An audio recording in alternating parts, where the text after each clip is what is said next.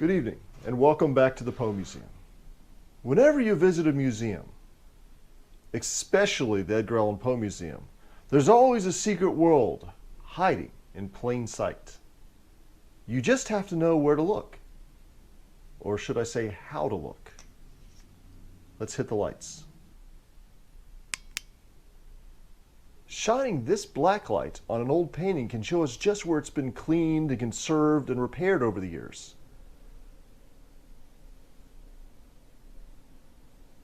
Those are the dark areas you see right here. Pretty much any 200-year-old painting you see in a museum has been cleaned, conserved, or repaired over the decades. Taking a closer look can allow a painting to give up some of those secrets. And that's what we're going to do on tonight's installment of the Curator's Crypt.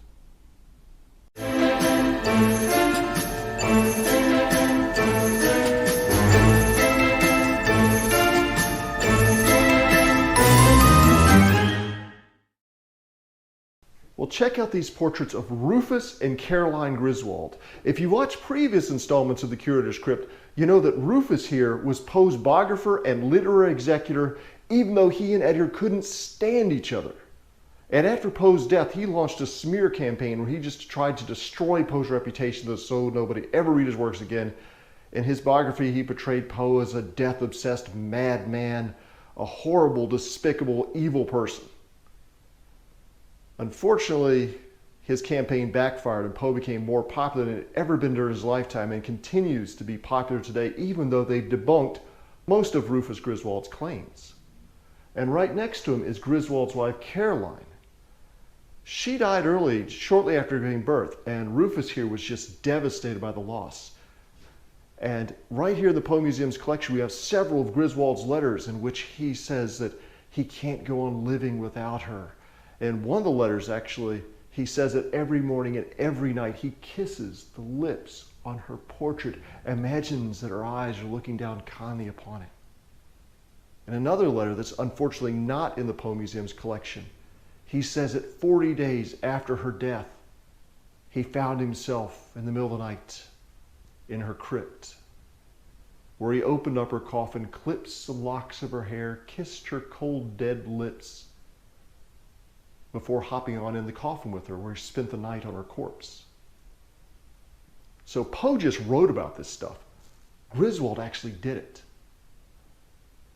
When we had the opportunity to purchase these portraits in 2016, we leapt to the chance because we knew that Rufus Griswold here, in spite of hating Poe, did more than just about anyone else besides Poe himself to shape the public's image of who Edgar Allan Poe was. So it was an important acquisition.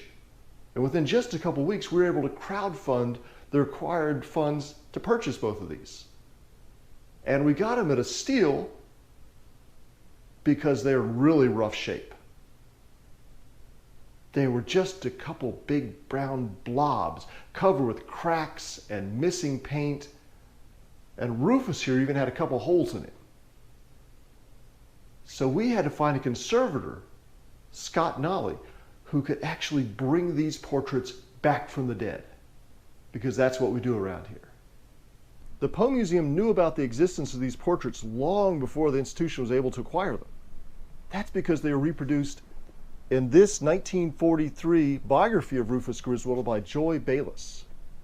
So here's Caroline right here. The painting already looks pretty dark. The background's completely merged with the foreground.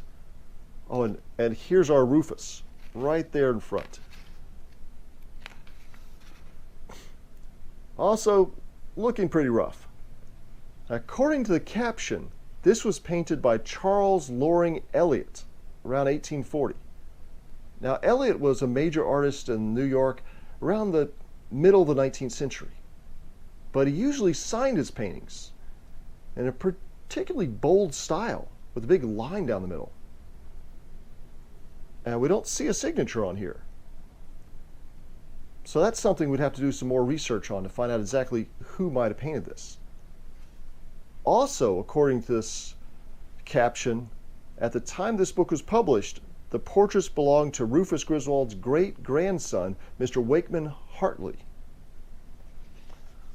Now, Hartley was a descendant of Rufus Griswold's daughter, Emily. And her great claim to fame is that as a young child, she was crossing a river by a railroad when the train jumped the tracks, plunging into the river. Most of the passengers died. The bodies were hauled out of the water and taken to a big nearby warehouse. One of the rescuers was attending to the corpses when he came upon Emily's body, was so overcome with grief that he started praying for her. And what do you know? She woke up. So I imagine that would have been a little bit startling for him. But for her, rising from the dead at the sound of her prayer inspired her to become a missionary. So she started traveling the world. She went to Africa, she went all over the United States, ended up in California. But what was she going to do with these big paintings? Well, she followed a pretty standard procedure back then. She had them taken out of their frames and carefully removed from the stretcher strips and rolled up. That's how they got these long cracks on them. That's something the conservator would have to repair later. So where's the conservator going to start? Well, when they first arrived, these paintings were just big brown blobs. Our conservator started out by cleaning off all the brown goop on them, which he said was mostly tobacco smoke and dust. Then after that, he cleaned off the old varnish, that clear protective layer that goes on a finished painting after it's dried. After 100 years or so, that varnish starts to turn golden brown and has to be removed and replaced. Well, in these paintings, they didn't remove the varnish, they just put another varnish layer on top of it. So he had to clean off dirt, then varnish, then more dirt, then more varnish to get back to the painting surface. Along the way, he also decided to bring the painting back as close as he could to its original state. That meant removing all the repairs that later restorers had painted onto the surface. Those are there as you see in black in this picture. So as he was cleaning this off, guess what he found out? A large portion of the surface of Rufus Griswold's painting had been overpainted. Originally, it was painted to go into a spandrel frame, one of those rectangular frames with a little oval in the middle. So it was painted as an oval on a rectangular canvas. Somebody later decided to match his wife's portrait, it should just be a rectangle, so they painted in the arms for him.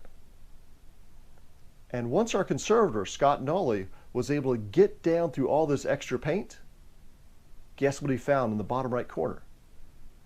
The remnants of the artist's signature, and it began with an E, and had that big line right down the middle, just like Charles Loring Elliott used to do. So that strengthens the case for it being the work of Charles Loring Elliott. The same thing with Griswold's wife portraits, because once we got it cleaned and were able to get a better look at it, we saw that it actually was of a much better quality than we ever thought it was. It looked exactly like the kind of things that Elliott would have painted in the 1840s when this portrait was painted.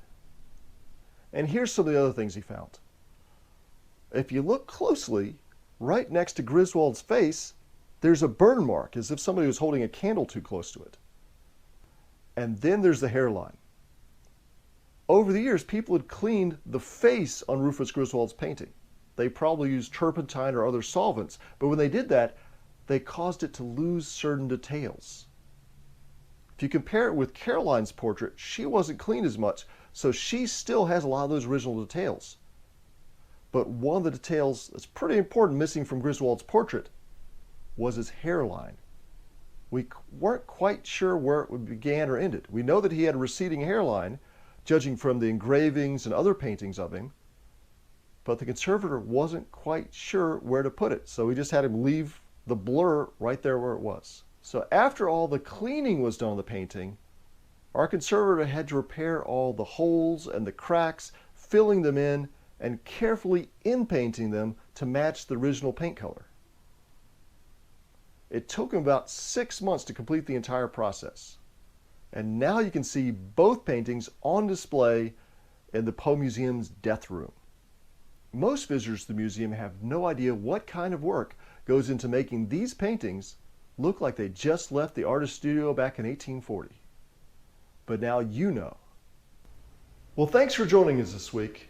And if you'd like to help the Poe Museum preserve precious Poe paintings and portraits like these, why not become a patron at patreon.com/Poe Museum. And if you're not able to do that right now, why not spread the word about the work the Poe Museum is doing by liking, sharing, and subscribing. And until next time, I leave you with more gratuitous footage of the Poe Museum cats doing cat stuff.